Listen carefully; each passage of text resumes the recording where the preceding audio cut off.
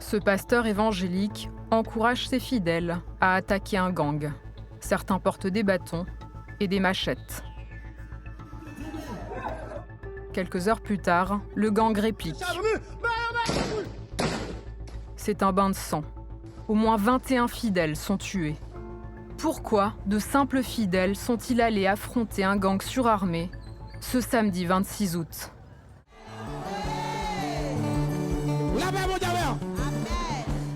Bataille nous va faire, est-ce qu'on veut conquérir une deuxième révolution, une deuxième indépendance? Le pasteur de cette église évangélique, c'est Marc-Aurèle Zidore, dit Pasteur Marco. La veille du massacre, il appelle à la révolte contre les gangs. Un message aussi relayé sur la page Facebook de l'église, qui compte 110 000 abonnés. Cette église se trouve à Port-au-Prince, la capitale haïtienne. Une ville contrôlée en grande partie par des gangs qui font régner la terreur. Entre janvier et août, plus de 2400 personnes ont été tuées. Face aux gangs, le gouvernement et la police semblent impuissants. En avril, des habitants ont commencé à pourchasser les personnes soupçonnées d'appartenir aux gangs avec la volonté de les tuer. Un mouvement appelé Bois Calais. Le 26 août, le pasteur Marco répète son message. C'est nous qui l'avons tombé. C'est nous qui l'avons tombé. Au nom de Jésus. Un fidèle raconte cette messe. Monsieur Marco, il a dit que même si les bandits ont tiré sur nous, ne t'inquiète pas, Dieu est avec nous. Il a dit tous les fidèles qui sont là, prenez une petite pierre pour une sécurité contre la projectile. Sur ces images, des fidèles semblent ramasser des cailloux au sol. Il y a eu beaucoup de gens qui étaient à l'église avec du maillot de couleur blanc et jaune avec le nom du pasteur. Et il a dit que c'est comme un bouclier, ça empêche une projectile. Il a motivé les fidèles par la foi. Les gens ont la confiance en lui parce que c'est un prophète. Il a fait des miracles. Aristide Deslandes est journaliste en Haïti. Il est spécialiste des religions.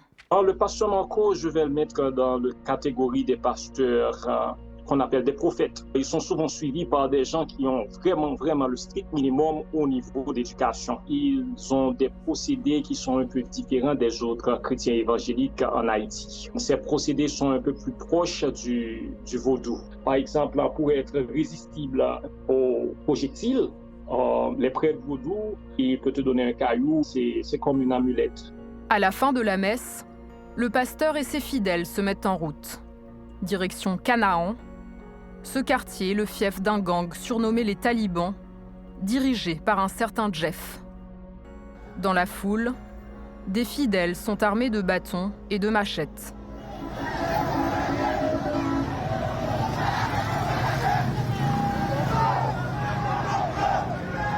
La foule passe devant le commissariat du quartier de Bon Repos. Il se trouve à 1 kilomètre seulement de Canaan, mais la police laisse les fidèles continuer leur marche. De son côté, notre observateur décide de ne pas aller jusqu'à Canaan. Moi, je n'ai pas balle, et je ne suis pas dans un blindé. Je ne crois pas à ce chérubin qui peut bloquer les âmes pour moi. Donc, c'est pour cette raison que je calculais et je ne peux pas pénétrer la chef des gangs. La foule arrive ensuite à Canaan, le fief du gang des talibans. Nous sommes fief, les gars. D'ailleurs, comment ça fait 4 en l'air pour nous caper, pour nous retourner. Le peuple a avancé, l'avancé. Le peuple a avancé, l'avancé. Parce que c'est pas pour devant, là, va avancer. Des fidèles jettent des pierres.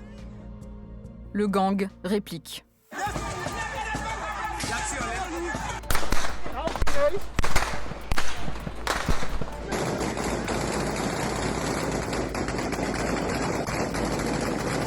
Cette vidéo est tournée par le gang. Dans les mains de ces hommes, des armes de guerre, comme ce fusil M16.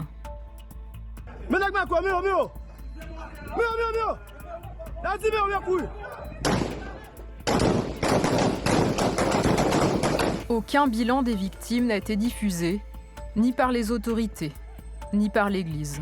Mais sur cette vidéo, tournée par le gang, 12 corps sont visibles. Sur ces images, 9 autres personnes semblent mortes.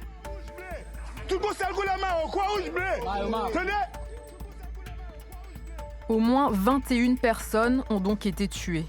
Mais le bilan pourrait être plus lourd. Plusieurs fidèles sont portés disparus depuis le 26 août. Le lendemain du massacre, le gang des talibans tente de faire bonne figure.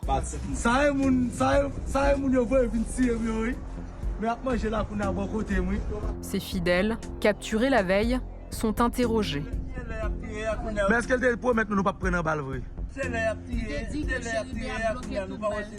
Ils sont finalement relâchés.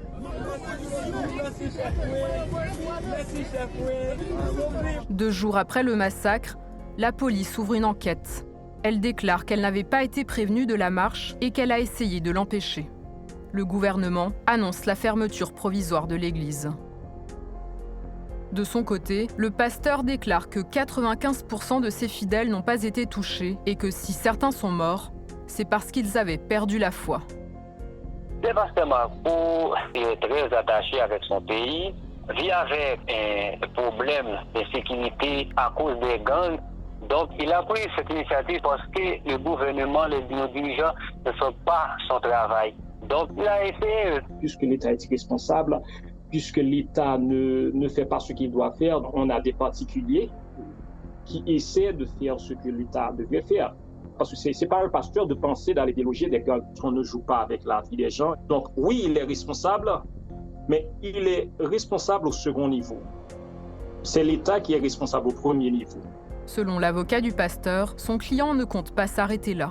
Il doit continuer sur les mêmes lancers pour déloger les bandits. C'est ce qu'il m'a déclaré. Il ne peut pas rester, il ne peut pas arrêter, il ne peut pas camper. Il doit continuer ce bataille. Sur la page Facebook de l'Église, son appel à faire la révolution est d'ailleurs toujours visible. Notre observateur, lui, se dit prêt à participer à de nouvelles marches avec le pasteur Marco.